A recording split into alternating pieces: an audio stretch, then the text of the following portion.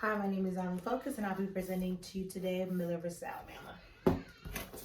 So I'm gonna come here close, and we're gonna start with the facts of the case. So it's two different cases that came up to the Supreme Court that made the one case. We're gonna start in 1999 with Kentrell Jackson. Kentrell Jackson at the time was only 14 years old when him and two other people decided to rob a video store.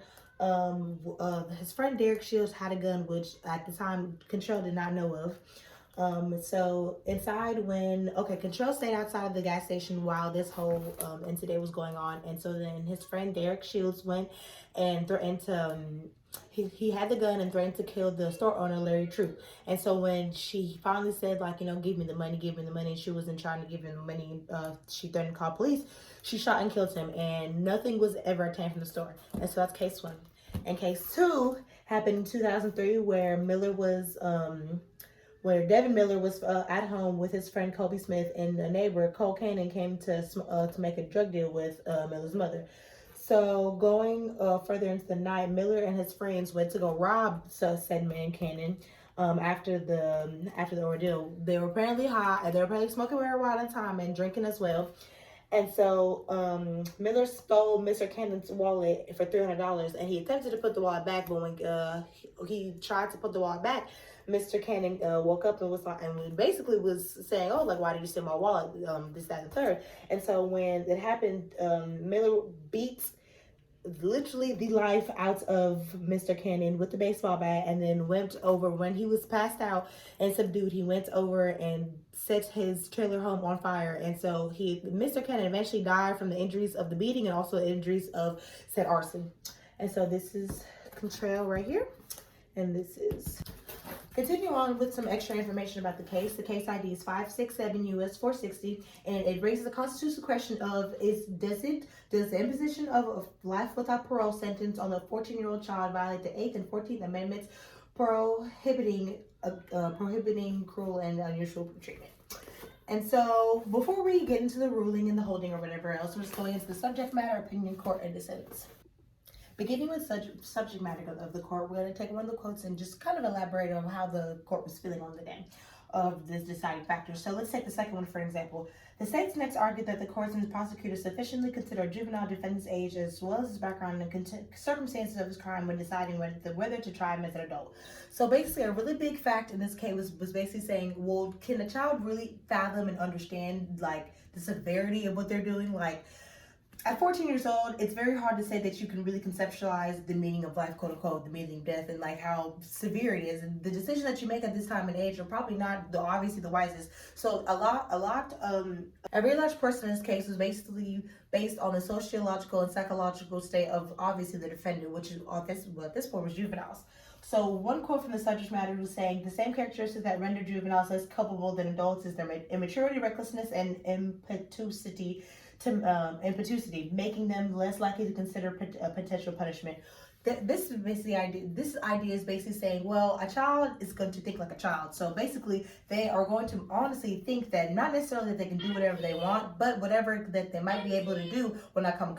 When Kentrell Jackson made the decision to go rob the video store with his friends, I doubt that he, in his mind, thought his friend, first of all, had a gun. 2, was going to kill someone.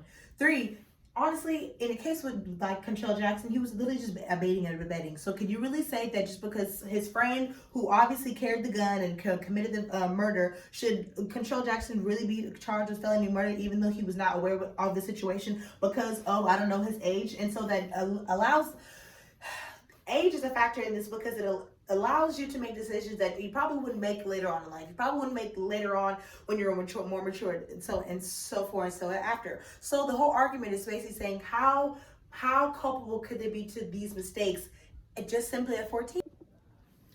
Continuing on to the opinion of the court, it was found that the 8th Amendment forbids a sentencing scheme that mandates life in prison without the possibility of parole for juvenile homicide offenders.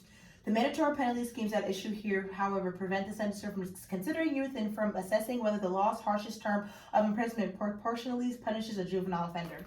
Basically, this idea is basically saying if you convict someone at 14 for a life sentence without parole versus someone who committed a crime at 45, who's really going to suffer more? The child that has been in jail literally since 14 years old, or the adult that has, I don't know, already matured and got to the point in life that they could say, you know, we can punish you without a reasonable doubt because you are way past the point that you can distinguish your right from wrongs. So it's just basically a food for thought. Another opinion in the court is a lot of this case was really decided from previous cases, as in Roper and Graham, which those constitutional cases were saying you cannot, it is unconstitutional to execute a juvenile, no matter what the charge is. And so they basically established the fact that children are constitutionally different from adults for purposes of sentencing. Because juveniles have diminished culpability and greater prospects for reform, we explain they are less deserving of the most severe punishments. This is also saying, you are more likely to be 14 to commit a heinous crime and at least serve 15, 20 years, get out when you're 30, and still be able to be rehabilitated. Because that's the entire idea of trying to send someone to prison after a heinous crime is like this, is to try to be rehabilitated. I wouldn't necessarily say that all goals of every heinous crime is a death penalty, because it's not. This usually say for capital offenses. So the entire idea is to try to rehabilitate them. A very large opinion of the court was basically saying that first children have a lack of maturity and underdeveloped sense of responsibility, leading to recklessness. A large part of this case was determined by, not even necessarily this case, but in Miller's especially, was determined by his sociological background and his physiological background. Miller came from a home where his mother and his grandmother have already shot someone, for one. For two, he was neglected and abused by his father, and his mother was a drug addict. So basically, the court is basically saying that you should take into account these pre-stressors and pre-developed things that could trigger into a crime. Basically, Miller was not raised into a home that he could see that he should be making good decisions, quote unquote. He should be being proactive with his life, this, that, and the third. So therefore, he's seeing that the decisions that I'm making are not going to matter. The decisions that I've been seeing from other people are not very good, wise decisions. So why should I not fall off the line instead of trying to be better for myself, quote unquote? Another large opinion from the court was basically saying that children are very susceptible to peer pressure. It is very easy for an older person to come and say, "Come help me do this," or if I'll do this, I'll love you, or so and so. And especially with children such as Miller, who did not have a very stable and have a very stable environment growing up, it is easy for him to get sucked up into crime because, you know, he could maybe even see the brotherhood into that. He could see connection with that. So it's very hard to try to discriminate and judge someone because, you know, most times children just literally want a sense of belonging. So sometimes that belonging is not in the right crowd. All the case.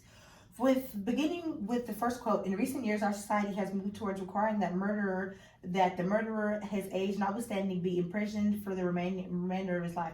Perhaps science and policy suggest society should show greater mercy to young killers, giving them a greater chance to reform themselves at the risk that they will kill again. Which is basically saying, why should we as a law give another chance to someone that was obviously squatted in the first place? Which I understand the idea from this perspective, but the thing is about it, children and younger offenders are the most likely to be reformed. While yes, it is hard to say how reformable are you from a heinous crime such as Miller's, or maybe even as Jackson's, if you want to say, but it is all honestly a give and take. So to continue. In barring life without parole for juvenile non-homicide offenders, Graham stated that there is a line between homicide and other serious violent offenses against the individual. The whole point of drawing a line between one issue and another is to say that they are different and should be treated differently. In other words, these are two different categories, which is basically saying even though homicide is probably one of the most gravest crimes that you could commit, it is just a particular case when it is under a juvenile. It just should be looked at and scrutinized in a different way. And so another quote that supports this idea is, in that case, the quote that held the death penalty could not be imposed for offenses committed by juveniles, no matter how serious their crimes. In doing so, Roper also set itself in a different category than case by case, expressively invoking special amendment analysis for death penalty cases, which is basically saying by allowing Miller and Alabama to go on to say that it is unconstitutional to either sentence death or life without parole for a juvenile, it's basically saying you're allowing you're allowing circumstances, you're allowing special cases, and once you allow special cases, that's not the law, that's not justice. Everyone should be held to the same standard. But that's also another question, because how is everyone held to the same standard? Because everyone's not a juvenile, and it just goes into different types of categories. So, for a reason that the death penalty was not needed to deter juvenile murders, in part because life imprisonment without possibility of parole was available. In classic bait and switch, the court now tells state legislators that Roper's promise notwithstanding, they do not have power to guarantee that when someone commits a heinous crime, he'll never do so again. And so this message goes back to the fact that how reformable are you? How reformable are you? And it just also goes into the idea of, as a society, as people who not necessarily make the laws, but try to uphold them, like the justices like this, are asking themselves, how can we decide if someone is reformable, and how can we decide that they are truly not going to go out and be a danger to themselves or to society if they can commit such a crime at such a young age? So, going to the ruling and holding, the resulting decision for Miller versus Alabama was a close 5-4, and I've numbered in different colors who was the 5-4 for all the judges, and you can see their names below. It was decided that the Eighth Amendment stance against cruel and unusual punishment was used as a deciding factor, since it was considered a capital punishment for minors as savage. The idea stems that children and adults are held to different standards constitutionally. And for my personal opinion is, I genuinely believe that it is unconstitutional to give either capital punishment or life without parole to juveniles, because when you do think about it, if I'm sentenced to a crime at 13, for even if it is a heinous crime at 13 versus someone that commits the same heinous crime at 50, who's truly suffering the most? Who's truly, like, I don't know. I feel as if that it is the juvenile years that you have, the developmental years that you have between when your adolescence begins and ends is just a lot. Adolescence begins at around 13 and doesn't end until 24. The brain doesn't stop developing until 24. So how can you really say that someone is finished and someone cannot be reformed and someone cannot just be, a new person at the tender age of 13 or 14? So, but it also is very hard to say, well, how can I make sure that you're not going to do it again if you could have the audacity to do it at such a young age? So I agree with the holding, but I understand the dissents, because it is very hard to gauge either or. But that's why I thank the lucky stars that I'm going into medicine and not into law. Thank you for your time.